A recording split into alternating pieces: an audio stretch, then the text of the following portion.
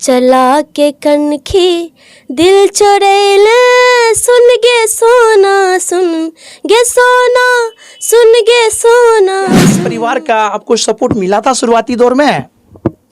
शुरुआती दौर में तो नहीं मिला था, क्योंकि पापा जब जाने थे तो बहुत ही गुस्सा हुए के रोग धरा दिला ए राजा हमके जवानी में दुखियारी कहे बात ये रोते रोते राम तेरी गंगा मैली हो गई।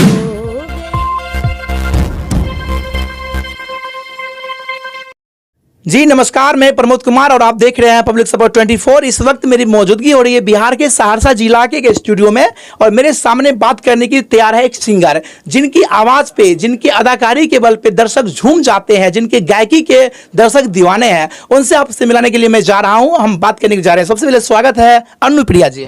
आपका भी स्वागत है। यहाँ पे आप आए बहुत दूर से चल के, तो मतलब बहुत अच्छा लगा। और आगे जो हम सिंगिंग, ये तो प्यार है पब्लिक का। जी अनुप्रिया जी, हमें यह बताइए, आप जो है सिंगिंग करते हैं और अनेकों आप एल्बम बन चुका आपका शुरुआत कहाँ से हुआ था, कैसे हुआ था सिंगिंग में आने का?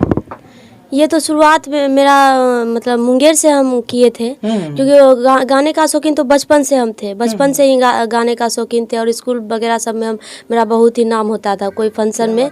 तो उसके बाद वहाँ पे कोई लिंकअप नहीं था मेरे गांव में इस चीज़ को, मतलब ये आदमी कोई रिस्पॉन्स नहीं देते थे सिंगिंग लाइन, सिंगिंग डांसिंग जो भी हो। तो वहीं से फिर हम मुंगेर गए मैट्रिक का एग्ज़ाम दे के। मुंगेर जाने के बाद जो है वहाँ पे हमको पता चला, धनंजय भैया से हम मिले। वहाँ पे उनकी वाइफ भी गाती थी, भाभी, और बहुत ही वहाँ पे बहुत सारे कलाकार आते थे, आलोक जी सब भी आते थे। आपकी पढ़ाई लिखाई कहाँ तक हुई है? जी मेरा ग्रेजुएशन फाइनल हुआ है और म्यूजिक से भी इधर प्रभाकर मेरा हो चुका है।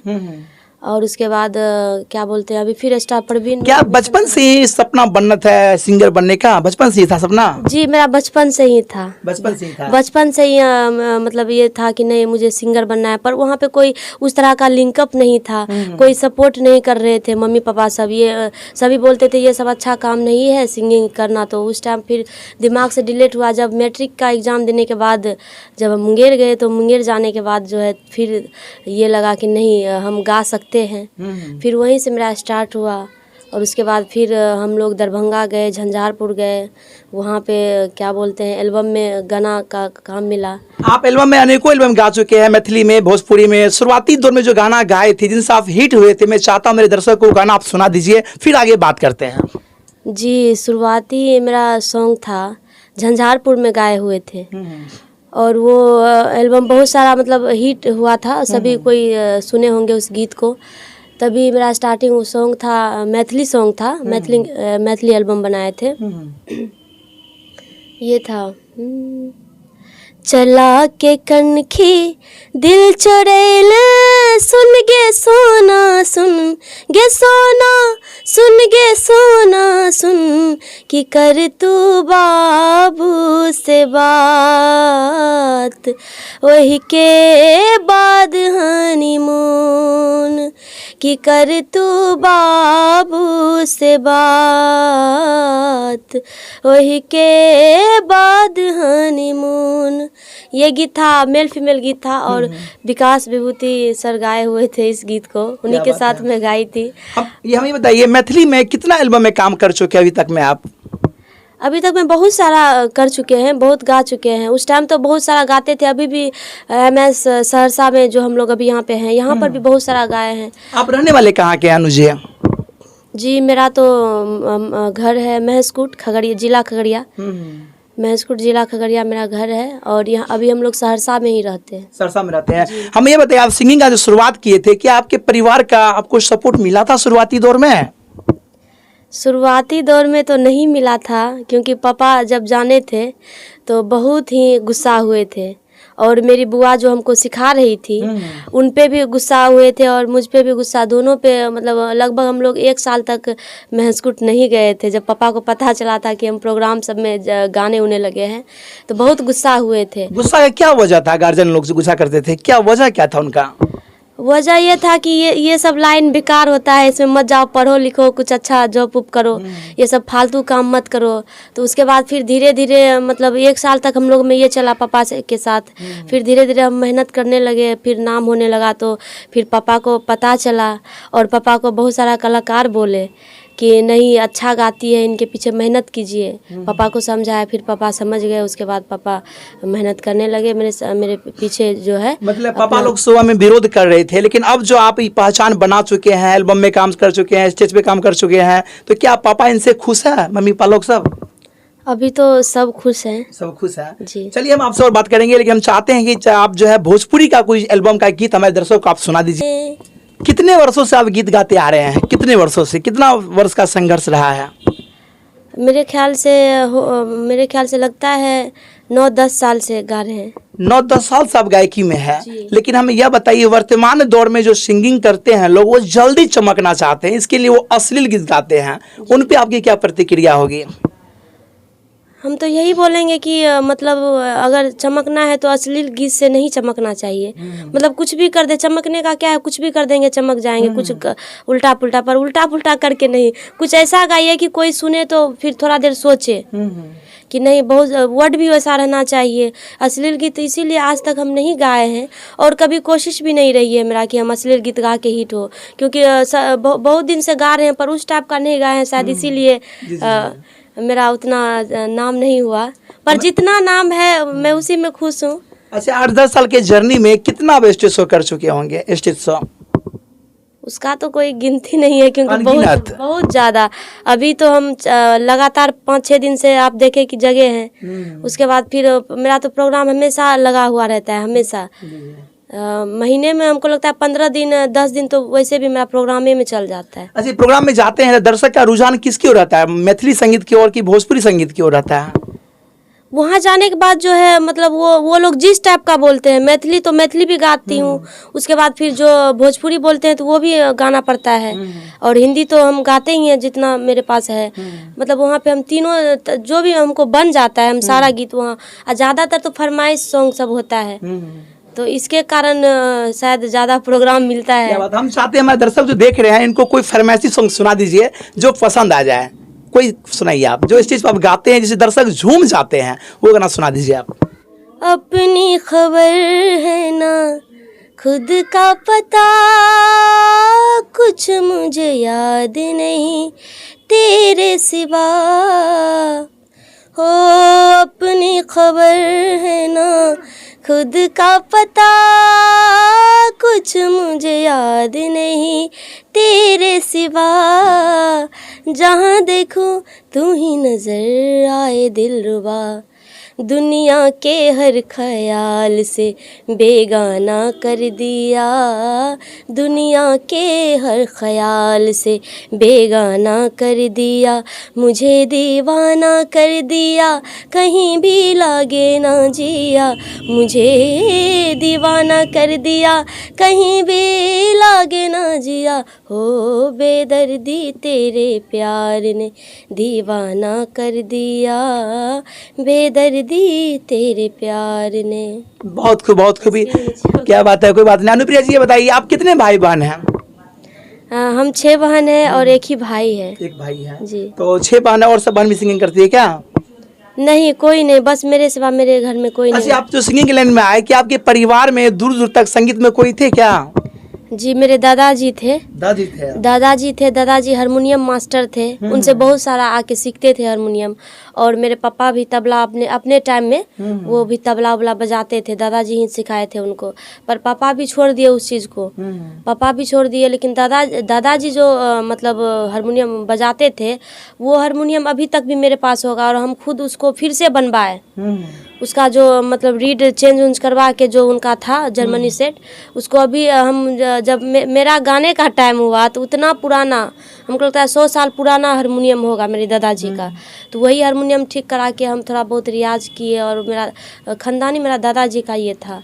और मैं मतलब कभी ये क्लास करने के लिए सोची तो जो आते थे मेरे गांव का थोड़ा बहुत सिखाए थे, ज़्यादा नहीं, मेरे ख्याल से 15 दिन सिखाए होंगे। उसके कारण फिर हम लोग थोड़ा इधर सहरसा आ गए तो मेरा छूट गया।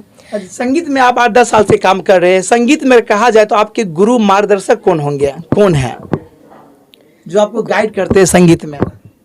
वो तो विकास विभूति झा हुए, वही है संगीत गुरु जी। इसीलिए कि मतलब जितना किए थे आधा अधूरा वो हम किए थे। जब इधर आए तो फिर हमको पता चला, उस टाइम जो हम गाते थे तो हमको ये भी पता नहीं था कि रियाज क्या होता है, हारमोनियम पे कैसे रियाज करते हैं। ये चीज़ हमको, बस हम गाते थे, कोई भी गीत सुन के पूरा गा देते थे, पर रियाज के बारे में पता नहीं था।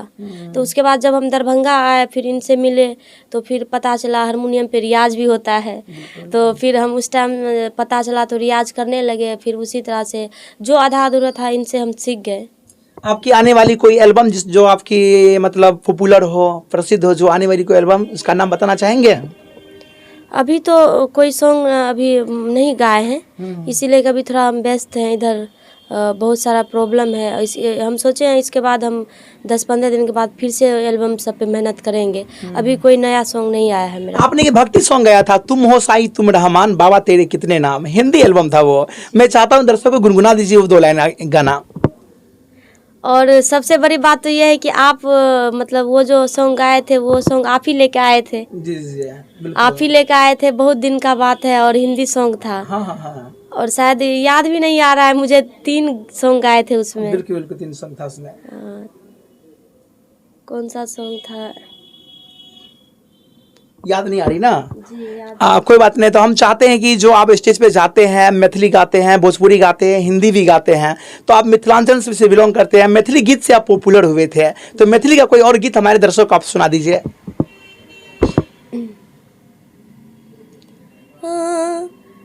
भर दिन घूमते रहलिए हे, भर दिन घूमते रहलिए, ने आराम कलिए पिया, 2 दिनक छुट्टी लके गाँव लिए पिया, 2 दिनक छुट्टी लके गाँव लिए। हे भर दिन घूमते रहलिए हे, भर दिन घूमते रहलिए, ने आराम कलिए पिया, 2 दिनक छुट्टी लके गाँव लिए पिया, 2 दिनक छुट्टी लके गाँव लिए। वर्तमान में अभी जो सिंगिंग कर रही है तान्या झा, नाम सुने होंगे आप, जो कि अश्लील की हदें पार कर रही है, और सिंगर के नाम पे वो एक जो है, क्या मैं बताऊं आपको, जो व्यूअर बटोर रही है, उनके बारे में आपका क्या कहना होगा? जो तान्या झा है, और भी अनेकों गाय, टुनटुन है, ये अनेकों है, कौन याद भी नहीं है उतना, जो अश्लील गीत गा करके रातों रात एक पहचान बिखेरना चाहते हैं, अपनी पहचान बनाना चाहते हैं, उन से सिंगरों को आप क्या कहना चाहेंगे? हम यही बोलना चाहेंगे कि जो भी ऐसा सोच रहे हैं कि अश्लील गीत गाने से उनका नाम होगा, तो ऐसा कुछ भी नहीं है। आदमी थोड़ा इंटरटेनमेंट कमेंट के लिए ये सुन लेते हैं कि जैसे कोई गीत फनी टाइप का रहता है, ज़्यादा हिट हो जाता है, ज़्यादा चलने लगता है, तो आदमी उसको मजाक बना के सुनते हैं। उस पर कोई उनका सीरियसली फोकस नहीं रहता है कि मतलब ये गीत अच्छा है, पर वो मजाक वाला जो चीज़ रहता है ज़्यादा चल जाता है। बिल्कुल बिल्कुल। सिंगिंग में, और जैसे भोजपुरी हो गया, मैथिली हो गया, मैथिली में सबसे आदर्श किनको मानते हैं गायक में आप? मैथिली में क्या बोलते हैं, हरिनाथ झा, जो क्लासिकल गाते हैं। हरिनाथ झा उनसे हम कभी मिले नहीं हैं, पर उनका जो भी हम सॉन्ग सुने हैं बहुत ही अच्छा, क्योंकि वो पूरा मन को छू लेता है। और उनका जो क्लासिकल हरकत है वो मैथिली में इस तरह से गाते हैं, पता ही नहीं चलता ये मैथिली है। क्या बात, ऐसे गाते हो जी? दूसरा कोई सिंगर जो पॉपुलर हो मैथिली में आपके हिसाब से? वैसे तो बहुत सारा है। चलिए, हरिनाथ झा है मैथिली में। भोजपुरी में किनको आदर्श मानते हैं आप? भोजपुरी में कौन से सिंगर को? अब भोजपुरी में भी बहुत है, लेकिन मेरे लिए तो कल्पना जी हैं। कल्पना जी हैं जी, क्योंकि वो भोजपुरी की लता मंगेशकर है। जैसे हिंदी में उसी तरह उनका बराबरी आज तक कोई कर नहीं पाए हैं। क्या बात। और उनका जो भी ज़्यादातर हम उन्हीं का, भोजपुरी जो भी सॉन्ग होता है ज़्यादातर हम उन्हीं का गाते हैं। चलिए, अच्छी बात है। तो भविष्य में आपके जो दर्शक हैं, आपके जो चाहने वाले हैं, उनको आपसे क्या उम्मीदें रहेंगी? कैसे गाना सुनने के लिए? अश्लील तो नहीं गाइएगा आप भी चमकने के लिए आगे चल के? ऐसा नहीं है, अश्लील तो मतलब वैसे वो कभी गाए नहीं है और आगे भी सोचेंगे कि अश्लील ना हो, लेकिन फिर भी ऐसा ढंग का सॉन्ग हो कि कोई भी परिवार के साथ सुन सकता है। कभी सर में मतलब जैसे कभी हम लोग बैठे हैं, पापा है मेरे साथ, कोई गीत डीजे पे बज रहा है तो उस टाइम में, या फिर कभी प्रोग्राम में गए तो बड़ा छोटा सब रहते हैं साथ में, तो उस टाइम जब बजता है, जिनको हम भैया बोलते हैं, उनके पास हम बैठे हैं तो कभी कभी ऐसा गीत सब बजा देता है कि थोड़ा ये लगता है, शर्म महसूस होता है कि नहीं कैसा ये लोग गाए हुए हैं। तो उस टाइम में ऐसा नहीं होना चाहिए, ऐसा गाएंगे भी नहीं। जब भी हम हमेशा सोचते हैं कि अच्छा वर्ड हो। जो गीत आप अपने परिवार के साथ नहीं सुन सकते हैं, वो इस समाज को कैसे आप परोस सकते हैं, है ना? बिल्कुल ये बात है। तो चलिए, हम चाहते हैं कि अंत में जो है आप हमारे दर्शक को कोई अच्छा सा गाना सुना करके और अपनी मतलब इंटरव्यू खत्म करें। कोई अच्छा गाना सुना दीजिए जो अच्छा लगे आपको। तेरी धरोहर तेरी निशानी लिए फिरूं मैं, बनी दीवानी भुलाने वाले, कभी तो आ जा कि तेरी गंगा है पानी पानी, कि तेरी गंगा है पानी पानी। एक दुखियारी हो, एक दुखियारी कहे बात ये रोते रोते, राम तेरी गंगा मैली हो गई, पापियों के पाप धोते धोते, हो राम तेरी गंगा मैली हो गई, पापियों के पाप धोते धोते। देखिए, यही आप बोले अश्लील के बारे में, तो वही इस गीत में कुछ वैसा चीज है। कहते हैं ऑल इज गोल्ड। जितनी पुरानी सॉन्ग है लोग हम हमेशा सुनते हैं, बार बार सुनते हैं और याद करके सुनते हैं और परिवार में सुनते हैं, और जो फौरपन गीत होते हैं वो कुछ क्षण के लिए होते हैं, कुछ दिन के लिए होते हैं। चलिए, अंत में जो पब्लिक सपोर्ट 24 के दर्शक है उनसे आप क्या कहना चाहेंगे, क्या संदेश क्या देना चाहेंगे? यही बोलना चाहेंगे कि आप लोग जो है, जो अच्छा सॉन्ग हो उसको भी सुना करिए गौर से, और उस पर भी थोड़ा मतलब मेहनत करिए, कमेंट करिए, शेयर करिए सभी। और जो अश्लील है, अश्लील सुनने से कुछ भी नहीं होगा, बस हम लोग इंटरटेनमेंट कर रहे हैं वो सुन के, अपना दिल को बहला रहे हैं, डांस कर रहे हैं, पर उससे कुछ नहीं होने वाला है। उसको आप लोग ख़त्म करें धीरे धीरे। तो समय देने के लिए बहुत बहुत धन्यवाद जी। तो ये थे मेरे साथ अनुप्रिया जी, जिनको आपने सुना, जिन्होंने 8-10 साल के संघर्ष में कोई भी अश्लील गीत को नहीं गाई है और सामाजिक धार्मिक गीत गा करके अपनी पहचान बिखेर रही है। आपका चैनल का नाम क्या है? मेरे चैनल का नाम है, एक है MS म्यूजिक जो स्टूडियो चल रहा है, दूसरा जिला दरभंगा, और फिर एक हम चैनल नया बनाया है विरह म्यूजिक, अभी जो चल रहा है, मतलब थोड़ा बहुत उस पर सॉन्ग सब ज़्यादा आदमी पसंद कर रहे हैं, मैथिली, ज़्यादातर मैथिली चल रहा है, तो विरह म्यूजिक है वो भी। तो इन तमाम चैनल में जाकर इनका गाना सुन सकते हैं। फिलहाल यहाँ के बारे में आपका क्या कहना है, अनुप्रिया जो सिंगर है इनके बारे में आपका क्या प्रतिक्रिया है, कमेंट में डाल दे और देखते रहे पब्लिक सपोर्ट 24। विदा लेता हूँ, धन्यवाद, जय हिंद।